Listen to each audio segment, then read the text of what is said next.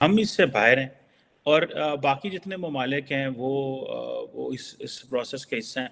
अब आप इमेजिन करें ना कि जब इस तरह के जो मल्टीलैटरल फोरम्स आते हैं, मैं कल देख रहा था डॉक्टर जयशंकर की और सऊदी फॉरेन मिनिस्टर की मीटिंग हो रही थी, तो वो ऑप्टिक्स क्या थे। आप देखिए जब मल्टीलैटरल फोरम्स आते हैं तो हर रोज़ कोई ना कोई डिस्कशन होती है, तो हमारे पॉलिटिशियंस को या हमारी लीडरशिप को तो मौका ही नहीं मिलता हर रोज़ बात करने का।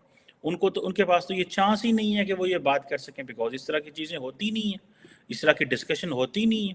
तो अब ईरान की जो इकॉनमी है, जैसे वो कहते हैं ना, वो भी मेरा ख्याल है 3% पे ग्रो कर रही है। ठीक है जी। पिछले अगर आप 2015 से लेके अभी 2022 तक का देखें, 2015 में वो माइनस में गए थे, 2016 में ईरान की इकॉनमी 8.8% पे जा रही थी, 2017 में 2% 3% के करीब थी, as per IMF world bank की मैं डाटा की बात कर रहा हूँ। फिर 2018-19 में माइनस में गई, 2020 में फिर ऊपर आ गई 3.3%, 2021 में 4.7% और इसी तरह 2022 में almost 3%। So Saudi and Irani economy जो है वो तकरीबन तकरीबन बराबर की ग्रो कर रहे हैं। ये है वो चीज़ जिसकी बेस के ऊपर जो ब्रिक्स ममालिक समझते हैं कि हमें ईरान को और सऊदी अरब को लेके आना है। और क्या चाइना इसमें पाकिस्तान के लिए रोल प्ले कर सकता है? क्या चाइना पाकिस्तान को कुछ कर सकता है कि हाँ जी आप आएँ? जिसे वो कहते हैं ना कि इसमें ये बड़ा सिंपल सा सवाल है। ठीक है जी। चाइना क्या हमारे लिए कर सकता है? और इसमें मज़े की बात यह है कि अगर ज़्यादा इंटरनली इंगेज्ड है, इंटरनल इंगेजमेंट ज़्यादा है, जिसकी वजह से हमें सारा टाइम जो है वो एक तो एट होम हमें जो आता है लेक्चर दे के चला जाता है, हमें जो आता है वो कहता है यार तुसी चंगे बंदे हो, ਤੁਹਾਨੂੰ जड़ा ना तुसी अपना ध्यान ही नहीं आप लोग करते, आप अपनी चीज़ों की तरफ देखते ही नहीं है कि आपकी जो कारोबार आपका कारोबार बंद पड़े हुए हैं। ठीक है जी। तो ये चीज़ें जो हैं वो ज़ाहिर बात है तकलीफ़ दे होती हैं हमारे लिए कि जब हमें सारे के सारे लोग जो हैं वो आके पैगाम दे के चले जाते हैं, you should do this, you should do this. और इसमें ये नहीं है कि हम कोई काम करना नहीं चाहते या पाकिस्तान कुछ करना नहीं चाहता, लेकिन हमारी लीडरशिप की प्रायोरिटीज़ भी बड़ी अजीब हैं।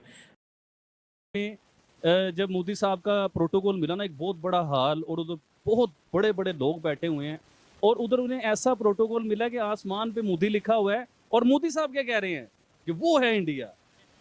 आप समझें यार, उन्होंने अब डेवलपमेंट के हवाले से बात करते हुए बोला है और ऑस्ट्रेलिया के प्राइम मिनिस्टर ने जो स्टेटमेंट दी है इंडिया के प्राइम मिनिस्टर के बारे में, वो आपने शायद सुनी होगी। उन्होंने बोला है मोदी, प्राइम मिनिस्टर मोदी दी बॉस, उन्होंने बॉस बोला है। तो इसका मतलब ऑस्ट्रेलिया भी इंडियन एजेंट, इंडिया ऑस्ट्रेलिया के प्राइम मिनिस्टर इंडियन एजेंट, बिल्कुल एजेंट। जापान के प्राइम मिनिस्टर इंडियन एजेंट, इसके अलावा पपुआ के प्राइम मिनिस्टर तो बिल्कुल पक्का रहा के एजेंट। पूरी दुनिया इस टाइम रा की और वो मोदी साहब के एजेंट बन चुके हैं, वो इंडियन एजेंट हैं। अब मैं आपको कहूं कि ये बात सच है जी, वो एक कंट्री तरक्की कर रही है, मोदी साहब तरक्की कर रहे हैं, तो आप मुझे बुरा भला कहोगे, आप मुझे मारोगे पकड़ के, आप सड़कों पे रोक लोगे मुझे, तो अभी फिर वही बात है कि मैं सारी बातें नहीं करना चाहता हूँ। ये बताएं, बड़ा एक इंटरेस्टिंग सा सवाल है, देखने वालों के लिए भी आप कमेंट में जरूर बताइएगा और आपसे भी ये सवाल है। देखें, दुनिया के बहुत से कंट्री हैं डेवलपमेंट की तरफ जा रहे हैं। चाइना की बात करें, डेवलपमेंट पूरी दुनिया मानती है, और बहुत से ऐसे कंट्री हैं, रशिया की बात करें, जो डेवलपमेंट की तरफ जा रहे हैं या डेवलप्ड हैं।